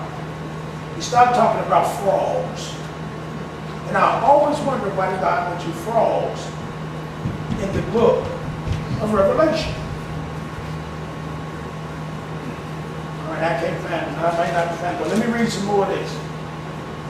It says, when the terrors of the elements had somewhat spent their force and were found to be non-sentient and unintelligent, the chief objects of respect and propitiation were recognized in the bringers of food and drink and the breath of air as the elements of life. The bringers of food and drink, that's the gospel. The breath of air as the elements of life, it's the spirit. Those were the benefits and powers. The word of God, born of the old mother, or the earth as elemental forces. This is where you get your Virgin Mary from. That proceed the existence of the gods or powers divinized. The transformation of an elemental power into a god. They made the sun a god, they made the water a god, they made the moon a god, they made the frogs a god, didn't they? Down in Egypt, didn't they? When God sent the 10 plagues, didn't he? Shu was an elemental force representative of wind, air, breath, and more especially the breeze of Dawn and Eve, which was the very breath and life to Africa. Darkness was uplifted or blown away by the breeze of dawn. The elemental force of wind was imaged as a panting lion couched upon the horizon, or the mountaintop is lifter up of darkness or the sky of night. The power thus represented was animistic or elemental. Next, Shu was given his star. He became the red god. who attained the rank of stellar deity as one of the 7 heroes, who obtained their souls in the stars of heaven. How many Jesus said was in the book of Revelation? 7 stars? The lion of shoes continue as the figure of his force. Jesus is the what? Lion out of tribe of Judah. Thus a God was born. The warrior God. Thor? Heroes? Who was one of the heroes? Batman? Robin? Spider-Man? Wonder Woman? Or one of the powers in an astronomical character? 3 of these beneficent powers was demonized as male deities in the Hamite house of gods.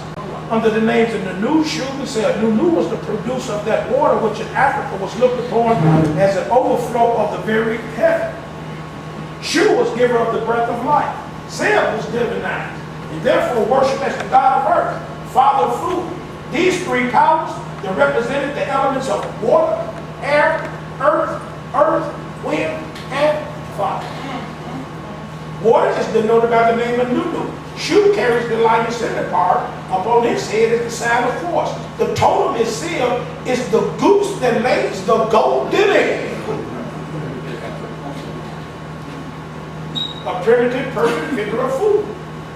These are as elemental powers or animistic souls were life givers in the elements of food, water, and breath. Not as begetters or creators, but as transformers from one phase of life to another, finally including the transformation of the superhuman power into the human product. What's going to transform you? Food. What is that? The word of God. Except you eat not flesh, drink not blood, you have no life in you. What about water? Living water. Thank you very much. What about breath? I wish I had a witness. I'm going to prove to you they knew what I do. I'm going to prove to you. You know, it'd be out a little lady that I told y'all about. I got to prove it to you. You sure? This page 121. I'm going to prove it to you. Okay, let me go over here and read some of this. Go over here and read some of this. I wanted to read the power of, all right here, how about this? Here goes some right here. So you see that I found the power, the part about fraud. It says, in the beginning of the Egyptian theology, the word was not the God, but the goddess. The fecundity, the power, the glory, and the wisdom of the primordial bringer forth was divinized in the great mother, who was worshipped as ombuds as the living word. In one of her many forms, and I'm going to prove to you that they knew. In one of her many forms, she is the lioness head Set Boss, who was the object of adoration in inner Africa as the only one. Following the mythical mother, the son became her word or logos. In Sebek, Horus, the word was God. Wait a minute. Let me prove it to you right here. I'm going to prove it to you. I'm going to prove it to you that they will. Turn your Bible to the book of Romans.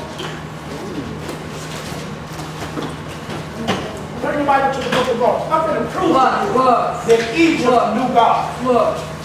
Turn your Bible to the book of Romans. I thought one person would know when I said turn your Bible to the book of Romans, but I ain't heard none yet. I'm going to prove it to you. Here we go right here. I'm going to prove it. Go to Romans chapter 1. I'm going to prove it to you. You want me to prove it to you? Yeah. I'm going to prove it to you. You want me to prove it to you? Yeah. Want me to prove it to you? They know. Yeah. Romans chapter 1. Yeah. Thank you. Thank you, JD. Chapter verse 18. For the wrath of God is revealed from heaven against all ungodliness and unrighteousness of Mizraim, who hold.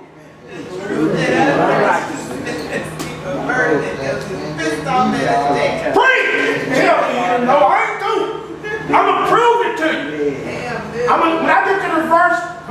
verse to prove it. Because that which may be known of God is manifest in them, and they made it into an animal. Tell me, preach. For God had shown it unto them. What did he just say? He just said, following the mythical mother, the son became her word or logos, and in Sebek Haras, the word was God. Don't tell me he ain't show it to him. He showed it to him. I ain't through yet. For the invisible things of him from the creation of the world are clearly seen. Hello? Mm-hmm. Being understood by the things that are what? Mm-hmm. Did they know? Yes. They understood by earth, wind. Mm-hmm. I wished I knew. I wished I had a witness. Being understood. Did they understand? Yes. Yes, they did. By the things that are made, even his internal power and what? Right. So that Mizraim, because Mizraim, when Mizraim knew God, I told you I was going to prove it to you. They glorified him not as what? But became what? Vain in their imagination. You cannot say those are Gentiles, white Europeans. They're not. They haven't even heard the gospel yet. That's the beginning. They're not white Europeans. Paul is not talking about no white folk. Paul is talking about the Egyptians. That's who Paul is talking about. Because Paul didn't know no white Europeans. No, he did not. All Paul, what you say? And then Sodom and Gomorrah, they changed the natural use of man and woman. That we're going to get the amen. Paul is talking about the history of his people. Thank you. Paul is talking about the history of his people. He's talking about that. Yes. Yes. He's telling that to the Gentiles. Yes. No. Yes. He's telling that to the Gentiles. He's telling that to Japheth man. Hit me today. But it don't matter. Hit me today. Paul ain't just look, watch what he said. They changed the glory of the uncorruptible God into an image made like to corruptible man, right? Yes. And to what? Birds. What else? What else? And breathing eggs. How about the sacrifice or the beetle? Yes.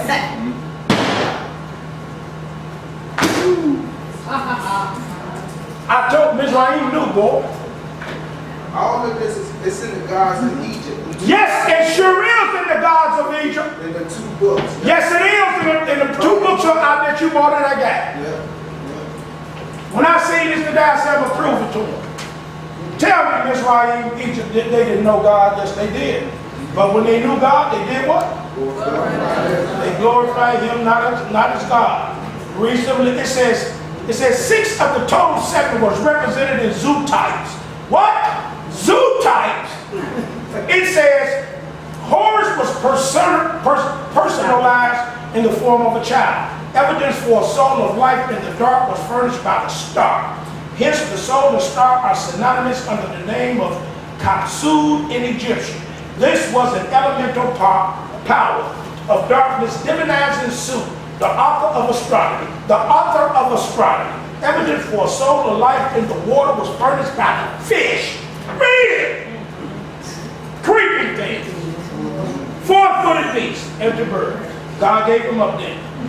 Yes, he did. He said the element power was divinized by Seth, the father of food derived from the ground, the plants, and the goose. Evidence for a soul of life in the sun, represented by the Uraeus serpent, was furnished by the vivifying solar heat, element power of which was divinized in rock. Evidence for a soul of life in blood, of which was divinized in elder Horus, the eternal child. 6 of these 7 powers, we repeat, was represented by zoo types, living types. The 7th was given the human image of the child, the latter to Atum the man. Thus, the earliest gods of Egypt were developed from the elements and were not derived from expanded ghosts of dead men. Otherwise stated, the ancestral spirits were not primary. I can't find my frogs. That's the one I wanted to read. That's the one I wanted to read. The earliest type of man, even as male power, was the bull. The bull of his mother, who was a cow or hippopotamus. Neither god nor goddess ever had been man or woman or the ghost of either in the mythology of Egypt, the oldest in the world. So here we go right in. They made the Enoch is the power in Egyptian. The root Nuk denotes the power or force of a thing, the potency of the male as the bull. Where's my frogs?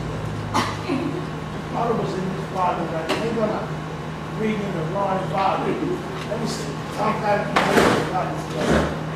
I wanted to show y'all that. That was amazing to me when I read that. I don't have these books for a long time. I see what God did. They come into fruition now. But go to the book of Revelation. I'll show you the book of Revelation. Go to Revelation 16. And verse number. Verse number. Verse number. Revelation 16. Read down to verse number 3. Amen. Revelation 16. Read to verse number 3. And I heard a great voice out of the temple saying to the seven angels, go your ways and pour out the vials of the wrath of God upon the earth. Verse 2. And the first went and poured out his vial upon the earth, and there fell a noisome and grievous sore upon the men which had the mark of the beast, and upon them which worshipped his image. That's 16? Yes, verse 3. Yeah, verse 3.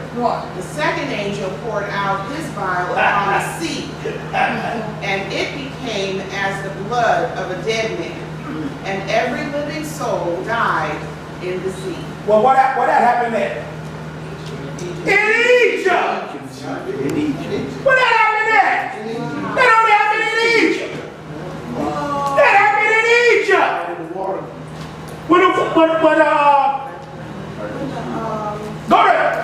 Go, keep reading. I want you to get to the word frogs. Keep reading. I want you to get to the word frogs. Okay. And the third angel poured out his vial upon the rivers and fountains of the waters, and they became blood. And I heard the angel of the waters say, Thou art righteous, O Lord, which art and wast and shall be, because thou hast judged us. For they have shed the blood of the saints and You ain't verse 3? Yeah. No. I'm on verse 7 now. No. You should have been already about the frogs. Because I got the wrong chapter. You at 16? Yes. 16. Number 13, brother. Oh, 13? Right. What are the first number 12? Thank you, sir. Well, I told you I seen that. Start at verse number 12. Oh, verse 12 in chapter 16. Yeah. Okay. And the sixth angel poured out his vial upon the great river Euphrates, and the water thereof was dried up, that the way of the kings of the east might be prepared. And I saw 3 unclean spirits, like frogs, come out of the mouth of the dragon, and out of the mouth of the beast, and out of the mouth of the false prophet. So what come out of their mouth? Frogs. Let's go to Exodus chapter 8. Go to Exodus chapter 8. Let's go to Exodus chapter 8. Amen. Start reading Exodus chapter 8. And the Lord spake unto Moses, Go unto Pharaoh, and say unto him, Thus saith the Lord, Let my people go, that they may serve me. And if thou refuse to let them go, behold, I will smite all thy borders with frogs. And the river shall bring forth frogs abundantly. which shall go up and come into thine house, and Yeah. into thy bedchamber, Let's believe it. and upon thy bed, and into thy house of thy servants, Yes, and believe. upon thy people, Yes, and believe. into thine ovens, and Yes, into believe. thy kneading Yes, troughs. believe. And the frogs shall come up You both best believe. on thee and You upon best thy people, You best and upon all thy servants. You best believe. Go ahead. And the Lord spake So the unto frog symbolized judgment, don't it? Yeah. That's what the frog symbolized, don't it? Yes. There you go. Go ahead. And the Lord spake unto Moses, say unto Aaron, stretch forth thine hand with thy rod over the streams, over the rivers, over the ponds, and cause frogs to come up upon the land of Egypt. I love that mercy. Last judgment. Keep going all the way through there. And Aaron stretched out his hand over the waters of Egypt, and the frogs came up and covered the land of Egypt. Yes, sir. And the magicians did so with their enchantments and brought up frogs upon the land of Egypt. Then Pharaoh called for Moses and Aaron and said, entreat the Lord that he may take away the frogs from me and from my people, and I will let the people go, and they may do sacrifice unto the Lord. And Moses said unto Pharaoh, glory over me, when shall I entreat for thee? And I got it. Hold on. Okay. I got it. I got it. Yeah. Praise the Lord. Praise the Lord. Whoever begins with the myths as a product of the savage mind, as savages are known today, is fatally in error. Neither will it avail to begin with the idiots who call each other nicknames and sanskrit. Let us make another test case of Bet-I the frog. The Sanskrit does not start fair. He has not learned. Sanskrit is the white man. He has not learned the language of animals. And I got it right here. Frogs, sun, and moon. The mythical reputation had traveled a long way before any human king could have got mixed up with a frog for his wife. We must go back to the Proto-Aryan before the beginning of white people's beginnings, which are Egyptian or Hamite. Where's they at? Mizraim. Amen. In Africa, we find these things next to nature where we can't go get no further back in search of beginnings. Where did the frogs begin at? Where do we find the first mention of frogs? Egypt alone goes back far enough to touch nature in these beginnings. And as so often to be said in the present work, Egypt has faithfully and intelligently kept the record. They the only nation that has all the records of their beginning. And who else has them? The Bible. All the records, everything that began. They're the only one who got the record of the beginning. Africa, Mizraim, Egypt, they're the only one who got the record of all their beginnings. They got the record of everything they did. Who preserved that? And it don't matter. God, yes, I thank God. Who preserved that? God, And it don't matter. Yes, matter. Yes. providence, he made sure there was going to be a way. The frog was a lunar type on account of his metamorphosis from a tadpole condition in the water to the four-legged life on land, which type was afterward applied to the moon. In its coming forth, from the waters of the noon. The name of the frog in Egyptian is Ka, which the lunar lady, who was represented as a frog, is designated Mistress Heka, who was a consort of the solar god Khnum or Ra. An inscription in the British Museum tells us that under one of his titles, Canaan was called the King of Frogs. That's why God is just killing the frogs. Because Pharaoh was called what? The King of Frogs. There, under one of his titles, Canaan was called the King of Frogs. There is no proof, perhaps, of his being a frog himself, but his son, Thoth, a frog-headed form, and his consort, Hecate, is the frogess. This then is the very king by name who was wedded to a frog, but not as a human being. Such a tale was only told when the gnosis was no longer truly taught, and the ancient myth had been modernized and marked. When it's talking about the frog, that's what it's talking about. The frog was God. The frog was a picture of the Lord. The frog was a picture of unclean spirit. The frog was a picture of false prophet. That's what God is doing right now. That's one of their gods, is the frog. So every god that they worship over there in Egypt, God used that to judge them. You best believe it. And every one of them we can find in Gerald Massey's ancient Egypt and in the beginnings. Every one of them we can find. Every one of them gods is in this book, in these 3 volumes. Every one of them. And that's what he's talking about over here in Romans. Let's finish going. That's what he's talking about in Romans. When they knew God, the European did not know God.